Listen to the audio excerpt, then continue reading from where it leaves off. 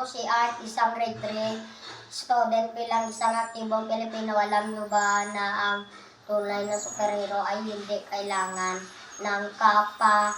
Ang kailangan lang natin ay tamang kaalaman at disiplina.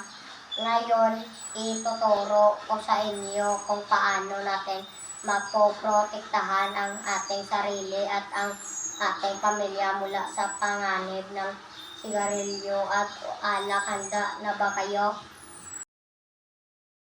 Una, pag-usapan natin ang sigarilyo. Sabi ng teacher ko, ang paninigarilyo ay masama sa ating baga. Kapag malapit tayo sa usok, nagiging second hand smoker tayo. Mahirap huminga at masakit sa lalamunan. Paano maging responsable? Una, kapag may nakitang naninigarilyo, lumayo po tayo ng maayos.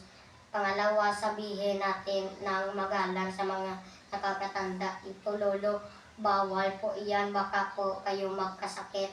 Pangatlo, palaging magmask sa matataong lugar para protektado ang ating paghinga.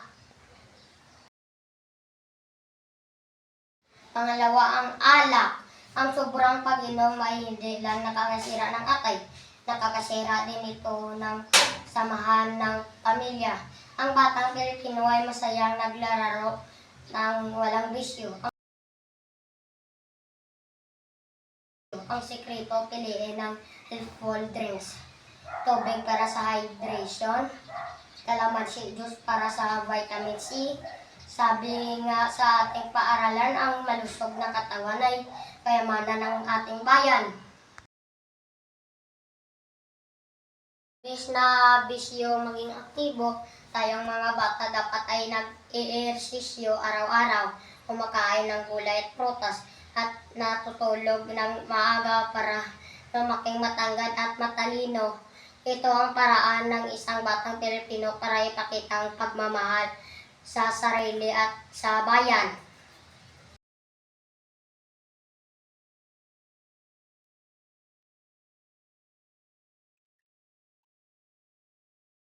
Huwag hayaang masira ng sigarilyo at alak ang ating pangarap, maging mapanuri, maging responsable at maging malusog. Ako po si Art, ang inyong Junior Health Patrol. Saludo ako sa batang Pilipinong umiiwas sa bisyo.